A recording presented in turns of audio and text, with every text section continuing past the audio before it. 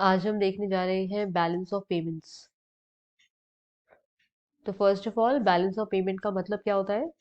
तो balance of payment जो है ये एक समरी स्टेटमेंट है किस चीज का। एक देश के जो रेजिडेंट्स हैं वो दूसरे देश के रेजिडेंट्स के साथ में जो ट्रांजैक्शंस कर रहे हैं ये उसका रिकॉर्ड है एक पर्टिकुलर पीरियड ऑफ टाइम में। और वो जनरली एक साल होता है, पर ज़रूरी नहीं है एक साल ही हो, उससे कम भी होना पॉसिबल है, ज़्यादा भी होना पॉसिबल है। बट जनरली एक साल का पीरियड ले लिया जाता है। तो जो यूएस है उसमें ये क्वार्टरली बेस पे भी किया जाता है। तो अलग अलग नेशन अलग अलग पीरियड ले सकते हैं, बट जनरली साल भर का ये पीरियड होता है। अब ये बनाया ही क्यों जाता है, बैलेंस ऑफ पेमेंट अकाउंट को बनाने का रीज़न क्या है?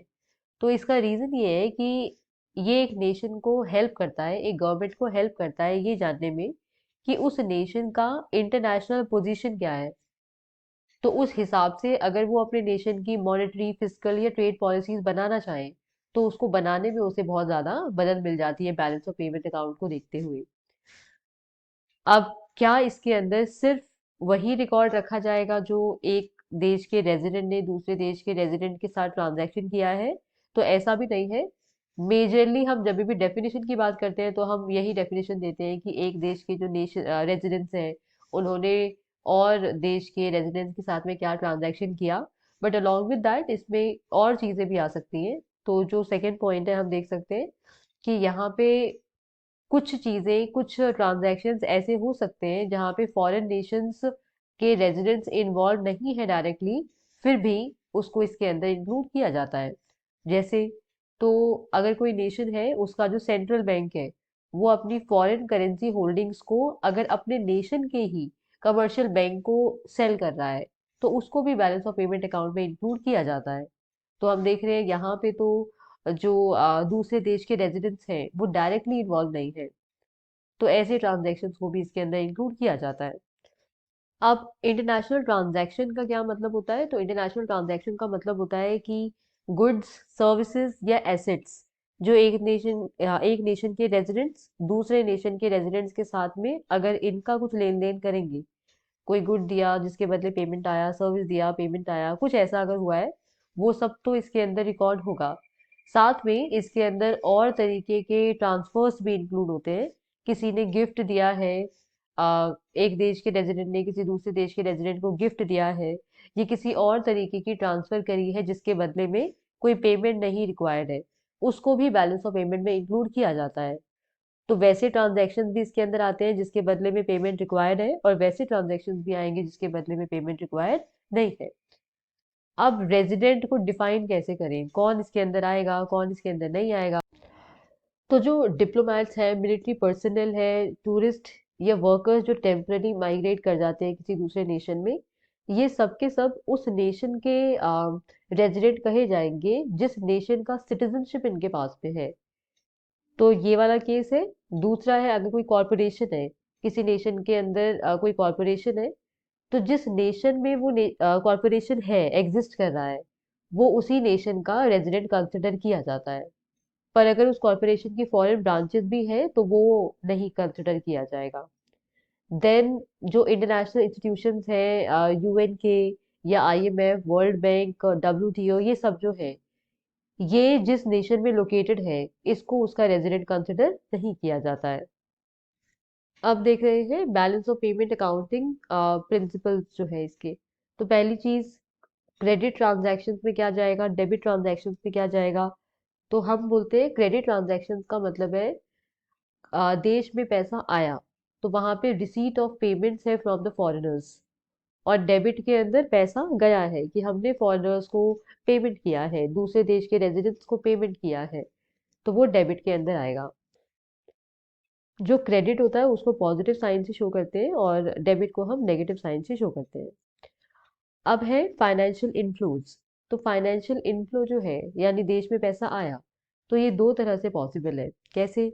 एक तरीका हो सकता है कि जब दूसरे देश के जो रेजिडेंट्स हैं उन्होंने हमारे देश में अपने एसेट को बढ़ाया है, हमारे देश में पैसा लगाया है, सिंपल वर्ड्स में बोले तो, या हमारे देश के जो रेजिडेंट्स हैं उन्होंने क्या करा, विदेशों में जो उनका पैसा लगा हुआ था, विदेशों में जो उनके एसेट्स थे उसको रिड्यूस कर दिया।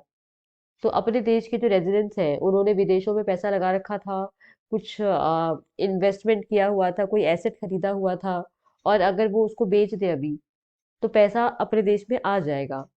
तो या तो हमारे नेशन के रेजिडेंट्स का एसेट अब्रॉड में घट जाए, तभी भी पैसा देश में आता है, या विदेशों का पैसा हमारे देश में आए, यानी वो लोग हमारे देश में अपने एसेट्स को बढ़ाएं। तो ये दो तरीके हो सकते हैं फाइनेंशियल इन्फ्लोज के। उसी तरह से आउटफ्लोज हो जाएगा, तो ये दोनों चीजें वहां पे उल्टी चली जाएंगी। अब देखो नेक्स्ट, तो इसमें है जब गुड्स या सर्विस को एक्सपोर्ट किया जाता है, या यूनिलैटरल ट्रांसफर्स को हम रिसीव करते हैं, या फाइनेंशियल इन्फ्लोज होता है, इन सब केस में क्रेडिट हो रहा है, पैसा पैसा हमारे देश में आ रहा है। तो जब आपने गुड सर्विस को एक्सपोर्ट किया, तो सामान गया, सर्विस गया, पर पैसा आया। उसी तरह से देश पे जो यूनिलैटरल ट्रांसफर है, जिसके बदले कोई काम नहीं किया गया, कोई पेमेंट नहीं किया गया, तो वो वाला जो रिसीट है वो भी हमारे क्रेडिट साइड पे ही जाएगा। और फाइनेंशियल इन्फ्लोज, यहाँ पे भी पैसा हमारे देश में आया है, ये सब का सब क्रेडिट है। उसी तरह से ऑपोजिट सिचुएशन जो है वो अपने डेबिट पे चली जाएगी। तो अगर आपने गुड्स और सर्विस को इम्पोर्ट किया है, तो पैसा दूसरे देश जाएगा। यूनिलैटरल ट्रांसफर हमने जो फॉरेनर्स को किए हैं, फिर पैसा विदेशों में जाएगा। और फाइनेंशियल आउटफ्लोज को भी हम डेबिट के अंदर कवर करते हैं। फाइनेंशियल इनफ्लो और आउटफ्लो को समझने के लिए एक छोटा सा एग्जांपल ले सकते हैं। तो मान लो हम बात कर रहे हैं यूके और यूएस की। तो यूके का जो रेजिडेंट है, अगर उसने यूएस का स्टॉक खरीदा, तो अब सोचना यहाँ पे हुआ क्या है। यूके का रेजिडेंट है, उसने यूएस का स्टॉक खरीदा, तो ऐसे केस पे जो यूएस है उसके अंदर फॉरेन एसेट्स बढ़ गए। तो यहाँ पे जो यूएस है उसके पास में पैसा आया है, तो उसके केस में ये फाइनेंशियल इनफ्लो है। इतना हुआ। दूसरा दूसरी चीज है कि मान लो जो यूएस का रेजिडेंट है, उसने क्या करा, उसने अपने यूके के स्टॉक को बेच दिया, अपने फॉरेन स्टॉक को बेच दिया। तो जब यूएस का रेजिडेंट, उसने जो दूसरे नेशन का स्टॉक खरीद रखा था उसको बेच दिया, तो अब उस नेशन में पैसा आया है। स्टॉक तो बिक गया, पर पैसा तो आया है।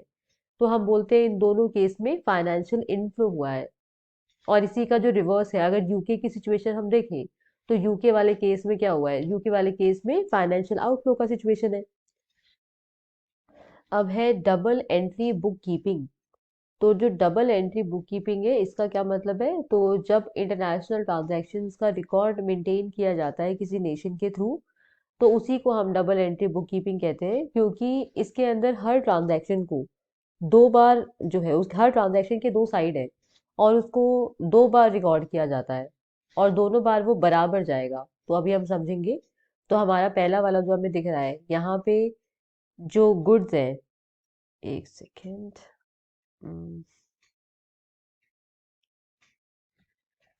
यहाँ पे जो हमें गुड्स दिख रहे हैं, गुड्स को एक्सपोर्ट किया गया। तो गुड्स को अगर आप एक्सपोर्ट करोगे, तो उसको हम पॉजिटिव साइड पे शो करते हैं, क्रेडिट पे शो करते हैं, क्योंकि बदले में, उसके बदले में पैसा आएगा। तो मान लो यूएस ने किसी और नेशन को $500 का जो गुड है एक्सपोर्ट कर दिया, तो हमने इसको क्रेडिट साइड पे शो किया है, क्योंकि इसके बदले में $500 हम यूएस के अंदर आने वाला है। ठीक है।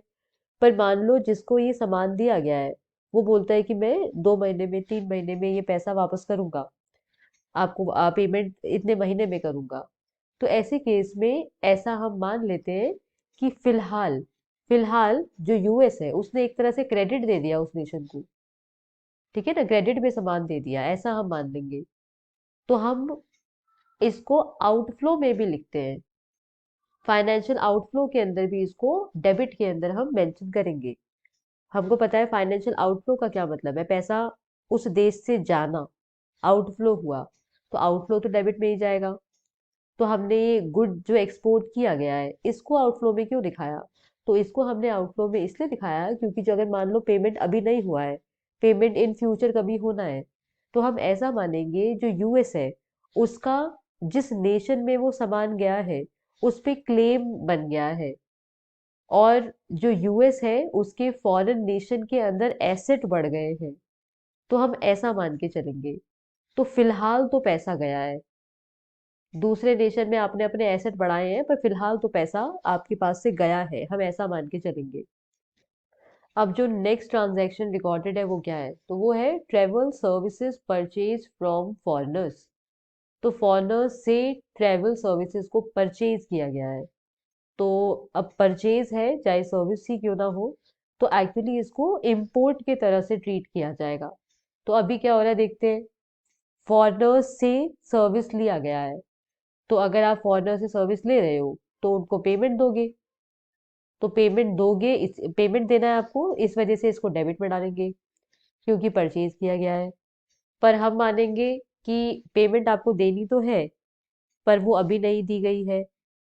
तो ऐसे केस में क्या होगा, फाइनेंशियल इनफ्लो के में क्रेडिट में इसको शो करते हैं। जब मान लो एक यूएस का आदमी है, वो किसी और नेशन के अंदर जाता है, घूमने जाता है, ठीक है।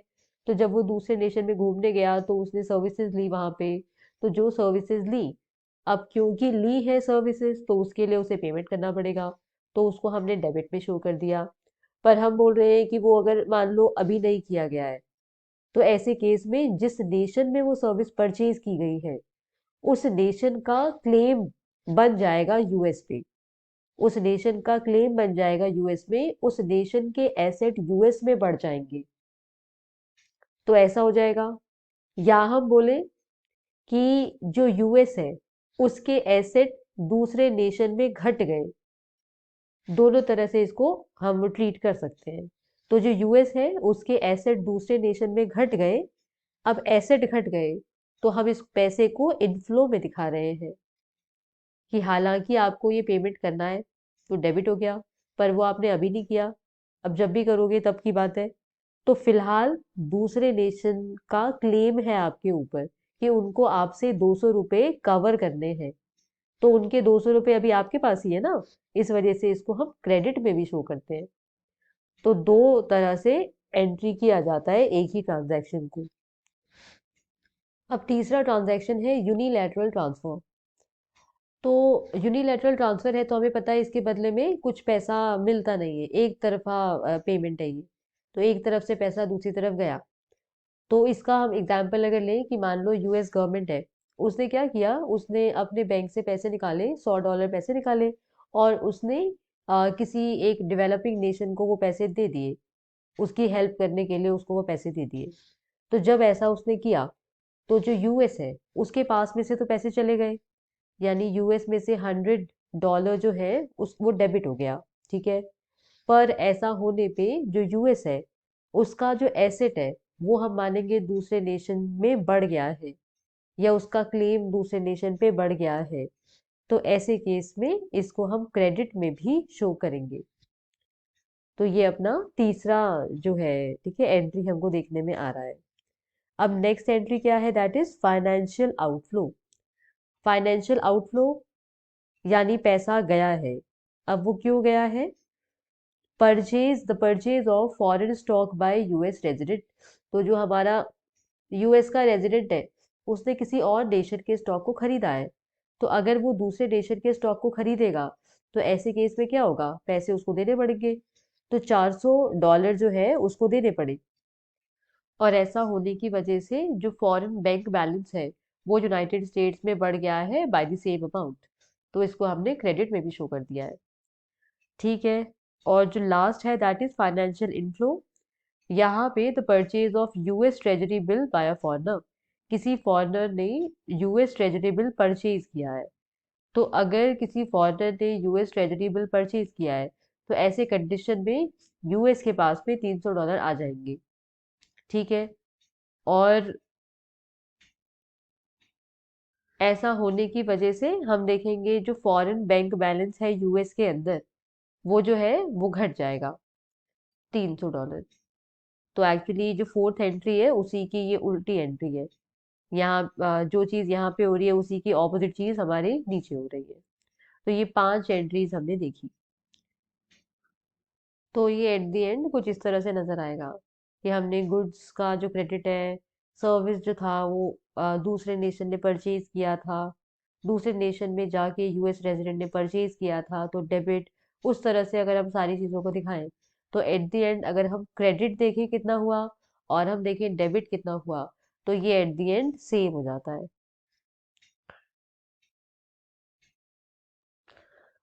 अब जो बैलेंस ऑफ पेमेंट अकाउंट है उसके अंदर जो करंट अकाउंट होता है उसमें हम कवर करते हैं कि उस नेशन का जो भी सेल परचेज हुआ है, करेंटली प्रोड्यूस गुड्स का, सर्विस का, इन्वेस्टमेंट इनकम्स है, यूनिलेटरल ट्रांसफर है दूसरे नेशंस के साथ, उस सब का रिकॉर्ड हमारे करंट अकाउंट में रख दिया जाएगा। फिर दूसरा अकाउंट है फाइनेंशियल अकाउंट, जिसके अंदर ये रखा जाएगा कि एसेट्स, एक नेशन के एसेट्स दूसरे नेशन में कितने हैं, फॉरेन नेशन के एसेट्स उस नेशन के अंदर कितने हैं, इसका रिकॉर्ड रखा जाएगा। इसके बाद में है ऑफिशियल रिजर्व ट्रांजैक्शन जो है, इसके रिकॉर्ड के लिए हमारा अकाउंट है ऑफिशियल रिजर्व अकाउंट। अब ये काम किस तरह से करेगा वो समझते हैं। तो ऐसा होता है कि जो करंट अकाउंट है, कैपिटल अकाउंट है, फाइनेंशियल अकाउंट है, जब इन सब का सम निकाला जाए और वो सम अगर नेगेटिव आता है तो इसका मतलब है कि जो बैलेंस ऑफ पेमेंट अकाउंट है उस नेशन का वो डेफिसिट में है। और इस डेफिसिट को कवर कैसे किया जाएगा? तो इस डेफिसिट को कवर करने के लिए जो ऑफिशियल रिजर्व है, ऑफिशियल रिजर्व ट्रांजैक्शंस किए जाएंगे। यानी उस नेशन के पास में जो इंटरनेशनल रिजर्व्स होंगे उसको इक्वल अमाउंट से रिड्यूस कर दिया जाएगा, ताकि उस डेफिसिट को कवर करना पॉसिबल हो, उसे कवर किया जा सके। अब इसका ऑपोजिट केस, अगर हमने वो सब टोटल किया होता, हर अकाउंट के बैलेंस जो है, करंट अकाउंट का जो बैलेंस है, फाइनेंशियल अकाउंट का जो बैलेंस है, सबके बैलेंसेस को हमने क्या किया, ऐड किया, और हमारा जो आंसर आता है वो आ रहा है, हमारा पॉजिटिव नंबर आ रहा है कोई, तो इसका मतलब उस देश का जो बैलेंस ऑफ पेमेंट अकाउंट है वो सरप्लस में है। तो अगर सरप्लस में है तो ऐसे केस में क्या होगा, जो ऑफिशियल रिजर्व ट्रांजैक्शन है, यानी उस नेशन के अंदर जो फॉरेन रिजर्व्स होंगे वो बढ़ जाएंगे। तो सरप्लस वाले केस में जो ऑफिशियल रिजर्व ट्रांजैक्शंस है उसके अंदर हम देख रहे हैं जो फॉरेन रिजर्व्स है उस नेशन के पास में वो बढ़ जाते हैं, और डेफिसिट के केस में उसे घटाना पड़ जाता है। तो ये इस तरह से फंक्शन करेगा। अब बस दो चीजें रह गई हैं, इसके बाद वी आर डन। तो एक है ऑटोनॉमस ट्रांजैक्शन और दूसरा है अकोमोडेटिंग ट्रांजैक्शन। तो इसका मतलब है कि जितने भी ट्रांजैक्शन हमने पढ़े, गुड्स को लेके, सर्विस को लेके, या ट्रांसफर पेमेंट, बहुत सारे जो ट्रांजैक्शन हमने पढ़े, उसमें से वो ट्रांजैक्शन जो सिर्फ बिजनेस पर्पज से किए जाएं उसे हम ऑटोनॉमस कंसिडर करते हैं। और वो वाले ट्रांजैक्शन जो हम इंटरनेशनल ट्रांजैक्शंस को बैलेंस करने के लिए करते हैं, हमें ज़रूरत है उनकी ताकि वो बैलेंस हो सके, उसे हम अकोमोडेटिंग ट्रांजैक्शन कहते हैं। तो जो हमने अभी ऑफिशियल रिजर्व वाली बात पढ़ी थी, तो वो किस में जाएगा, वो अपने अकोमोडेटिंग ट्रांजैक्शन के अंदर जाएगा। वो हम बैलेंस करने के पर्पज से करते हैं।